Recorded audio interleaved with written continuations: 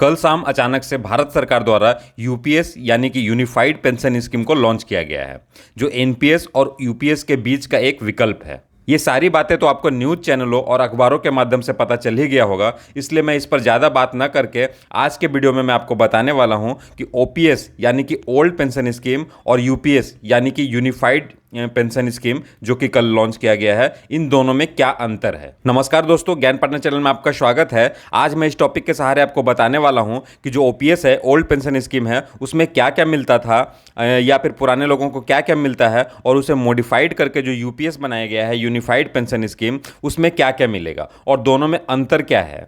तो आइए शुरू करते हैं। तो आइए हम लोग देख लेते हैं कि किस किस टॉपिक पे हम लोग चर्चा करेंगे और दोनों में तुलना करेंगे। सबसे पहला है ओल्ड पेंशन स्कीम में जो पेंशन मिलता है और फैमिली पेंशन में जो मिलता है। तो यूनिफाइड जो पेंशन स्कीम है उसमें कितना पेंशन मिलेगा और ओल्ड पेंशन में कितना मिलता था, साथ ही फैमिली पेंशन के बारे में भी हम लोग डिस्कशन करेंगे। नेक्स्ट है मिनिमम पेंशन, ओपीएस में कितना है और साथ में जो यूपीएस है उसमें कितना रहेगा। तीसरा है ग्रेच्युटी, जो ओल्ड पेंशन स्कीम में मैक्सिमम अभी 25 लाख रुपया है, तो यूनिफाइड पेंशन स्कीम में कितना रहेगा। चौथा है लिव इनकैशमेंट, जो ओल्ड पेंशन स्कीम में मिलता है, न्यू पेंशन स्कीम में भी मिलता था, तो यूपीएस में क्या होगा। पांचवा है जीपीएफ, जो ओल्ड पेंशन स्कीम में कर्मचारियों का काटा जाता था और लास्ट में बेनिफिट दिया जाता है, या एनपीएस में नहीं था, लेकिन क्या ये यूपीएस में भी है या इसके बदले में क्या मिल रहा है, वो हम लोग आगे देखते हैं।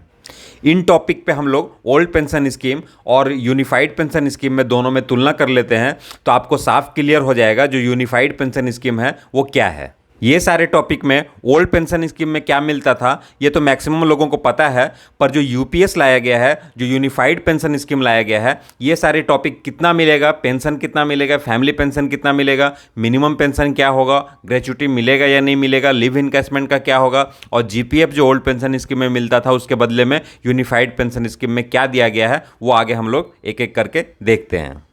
साथ ही कई ऐसे सवाल हैं जिनका जवाब अभी तक किसी को पता नहीं है, उस पर भी हम लोग लास्ट में चर्चा करेंगे, क्योंकि अभी जो यूनिफाइड पेंशन स्कीम है उसका पूरा रूल एंड रेगुलेशन नहीं आया हुआ है।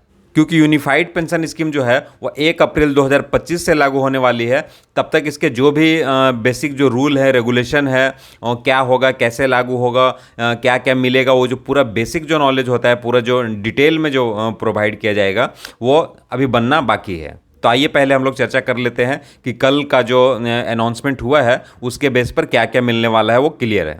सबसे पहले देखते हैं पेंशन। जो ओल्ड पेंशन स्कीम था उसमें किसी भी कर्मचारी अगर 10 साल की सेवा कर लेता है, 10 साल की सेवा करने के बाद अगर वो रिटायर होता है तो उसे फुल पेंशन दिया जाता था। और अगर आपने 20 साल की सेवा कर ली है, 20 साल का सर्विस कर लिया है अगर आपने, और आप वीआरएस भी लेना चाहते हैं, तब भी आपको फुल पेंशन दिया जाता था। फुल पेंशन किसे बोलते हैं? फुल पेंशन कहने का मतलब था जो 50% ऑफ लास्ट बेसिक पे है उसमें साथ में डीआर जोड़ के दिया जाता है, इसी को फुल पेंशन बोलते हैं। तो अगर आपने मिनिमम 10 साल की सर्विस की है और उसके बाद अगर आप रिटायर हो रहे हैं तो आपको फुल पेंशन मिलता था ओपीएस में, और 20 साल के बाद वीआरएस लेने पे। लेकिन यूपीएस में क्या है? यूपीएस में आपको फुल पेंशन लेने के लिए कम से कम 25 साल की सर्विस होना जरूरी है। अगर आपने 25 साल तक सर्विस किया है तभी आपको फुल पेंशन मिलेगा ओपीएस की तरह, जो कि 50% ऑफ लास्ट बेसिक पे होगा और साथ में डीआर भी दिया जाएगा। लेकिन यहाँ पर एक सवाल बनता है कि क्या अगर 25 साल से कम सर्विस है, किसी का 24 साल है, तो क्या उसे पेंशन नहीं मिलेगा? नहीं, ऐसा बात नहीं है। उसमें भी यूपीएस में भी यही बताया गया है कि अगर आपने 10 साल का सर्विस कर लिया है तो आपको मिनिमम पेंशन 10,000 रखा गया है, 10,000 मिलेगा और साथ में डीआर मिलेगा। और 10 साल से अगर आप ज़्यादा करते हैं, 12 साल किया, 15 साल किया, तो 10 साल और 25 साल में चूंकि फुल है, तो बीच में अगर आपका जो भी जितने साल का आपने किया है तो प्रो राटा बेस पे, मतलब प्रोपोर्शन बेस पे आपका पेंशन को कैलकुलेट किया जाएगा। अब ये कैलकुलेट करने का फॉर्मूला क्या होगा वो जब रूल एंड रेगुलेशन क्लियर आ जाएगा पूरा डिटेल में, तो उसमें आपको मिल जाएगा।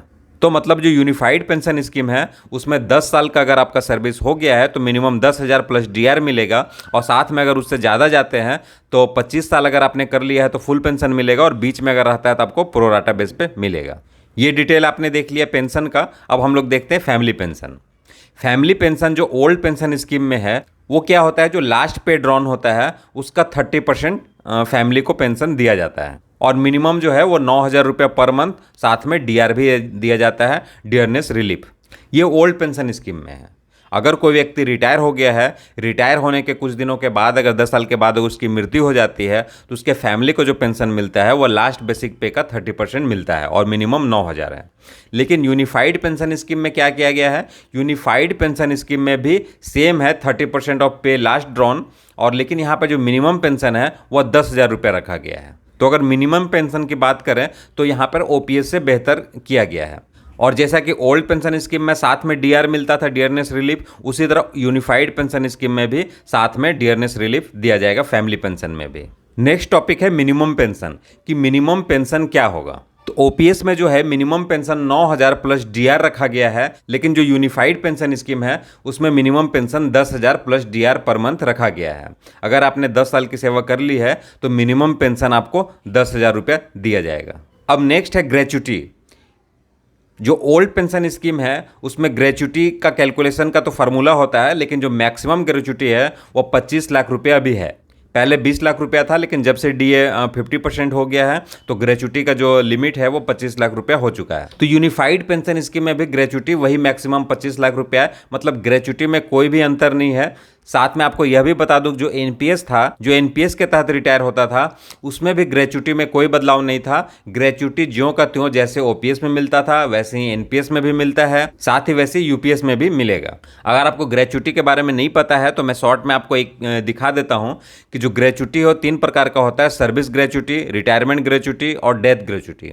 सर्विस ग्रेच्युटी है वो ओल्ड पेंशन स्कीम वालों के लिए ही है, साथ में जो रिटायरमेंट ग्रेच्युटी है और डेथ ग्रेच्युटी है वह एनपीएस में भी था और यूपीएस में भी रहेगा। सर्विस ग्रेच्युटी उन लोगों के लिए था जिनका सर्विस 10 साल नहीं हुआ है। 10 साल के बाद तो फुल पेंशन मिलता है ओल्ड पेंशन स्कीम में, लेकिन 10 साल से अगर कम आपने सर्विस की है तो आपको सर्विस ग्रेच्युटी दिया जाता है। यहाँ हम डिटेल में ज़्यादा नहीं जाना चाहेंगे। अगर आपको डिटेल में पूरा समझना है तो पेंशन से रिलेटेड हमारा अलग वीडियो है, ऊपर आप आई बटन पे क्लिक करके देख सकते हैं, साथ ही आपको इसका जो लिंक है डिस्क्रिप्शन बॉक्स में भी मिल जाएगा। ग्रेच्युटी का दूसरा पार्ट है रिटायरमेंट ग्रेच्युटी। उसका फार्मूला भी यहाँ पे मैंने लिख रखा है। यह एनपीएस में भी मिलता था, ओपीएस में भी मिलता है और साथ में यूपीएस में भी मिलेगा। और आता है डेथ ग्रेच्युटी। डेथ ग्रेच्युटी में कितने साल के सर्विस है उसी के बेस पे डेथ ग्रेच्युटी काउंट किया जाता है और दिया जाता है। तो यह भी ओपीएस में भी था, एनपीएस में भी है और यूपीएस में भी रहेगा। अब सबसे जो मेन है वो जीपीएफ है। जो ओल्ड पेंशन स्कीम में जीपीएफ स्कीम रहता था, जीपीएफ है, उसमें डिडक्शन कितना होता है, एम्प्लॉय का जो भी सैलरी है बेसिक प्लस डीए है उसमें मिनिमम 6% आपको कंट्रीब्यूट करना रहता है जीपीएफ में। उससे ज़्यादा भी आप डिडक्ट करवा सकते हैं, लेकिन मिनिमम आपको 6% डिडक्शन करवाना रहता है। यह ओल्ड पेंशन स्कीम का है। बदले में आपको बेनिफिट क्या दिया जाता है कि जब आप रिटायर करते हैं तो जो जितना भी अमाउंट आपका डिपॉजिट हुआ है इंटरेस्ट के साथ में आपको दिया जाता है। तो रिटायरमेंट के समय एक बहुत बड़ी राशि आपको मिलती है जिससे आप आगे कुछ भी प्लान कर सकते हैं। साथ ही इसमें एक और भी बेनिफिट था कि ये जो आपका जीपीएफ जो जमा रहता है वो बीच में भी आपको जरूरत पड़ता है तो कभी भी आप उसमें विड्रॉवल कर सकते हैं। अब जो यूनिफाइड पेंशन स्कीम है उसमें जीपीएफ तो नहीं है, लेकिन आपका डिडक्शन 10% अभी भी हो रहा है एनपीएस के तहत। वो पेंशन के लिए जो डिडक्शन होता था वो 10% जो डिडक्शन है वो अभी भी आपका होता रहेगा। इसको हम लोग जीपीएफ तो नहीं बोल सकते हैं, लेकिन मैं क्यों इसको जीपीएफ वाले टॉपिक में रखा हूं इसलिए मैं आपको अभी बता रहा हूं। अभी आप देखिए कि 10% आपका बेसिक सैलरी और डीए का डिडक्शन होता है एनपीएस के लिए, वो डिडक्शन आपका होता रहेगा। यूनिफाइड पेंशन स्कीम में वो डिडक्शन आपका होता रहेगा, जबकि ओल्ड पेंशन स्कीम में ऐसा कोई डिडक्शन नहीं होता है, सिर्फ जीपीएफ डिडक्शन होता है जो आपको लास्ट में विथ इंटरेस्ट दे दिया जाता है। लेकिन यूनिफाइड पेंशन स्कीम में आपको बेसिक सैलरी और डीए का 10% डिडक्शन होता रहेगा जैसा कि अभी होता है, और साथ में आपको एक एक्स्ट्रा बेनिफिट दिया जाएगा लास्ट में रिटायरमेंट के समय, जो कि एनपीएस में नहीं था। क्या बेनिफिट दिया जाएगा कि अगर आपने 30 साल का सर्विस कर लिया है तो लास्ट जो आपने पे ड्रॉन किया है बेसिक और डीए उसका लगभग 6 महीने की सैलरी आपको लगभग दिया जाएगा। अगर आपने 30 साल का सर्विस किया है तो अगर कम किया है तो उसी प्रोराटा बेस पर आपको कम दिया जाएगा, मतलब हर 6 महीने में 10% सैलरी दिया जाता है। इसी बेस पर अगर आप कैलकुलेट करेंगे तो 30 साल में आपको 6 महीने का सैलरी हो जाता है। तो अगर आपने जितना कम किया है उतना कम मिलेगा, ये मैक्सिमम। अगर 30 साल से किसी ने ज़्यादा सर्विस किया है तो भी 30 साल का ही मिलेगा। तो ये जो एक्स्ट्रा बेनिफिट है वह एनपीएस में नहीं था, ओल्ड पेंशन स्कीम में जीपीएफ के रूप में है। जो आपका जमा राशि है वो साथ में इंटरेस्ट के साथ में दे दिया जाता है। लेकिन एनपीएस से इसको हम लोग जीपीएफ से बेहतर तो नहीं बोल सकते हैं, लेकिन एनपीएस से यह बेहतर है। और लास्ट में आता है लिव इनकेसमेंट, जो कि ओल्ड पेंशन स्कीम वालों के लिए जितना भी आपका ईएल जमा रहता है, अर्न लिव है वो जमा रहता है, उसका पैसा आपको दे दिया जाता है मैक्सिमम 300 डेज का। यह ओल्ड पेंशन स्कीम में भी था, एनपीएस में भी है, और साथ में यूनिफाइड पेंशन स्कीम है उसमें भी सेम रहेगा, मतलब इसमें कोई भी अंतर नहीं है।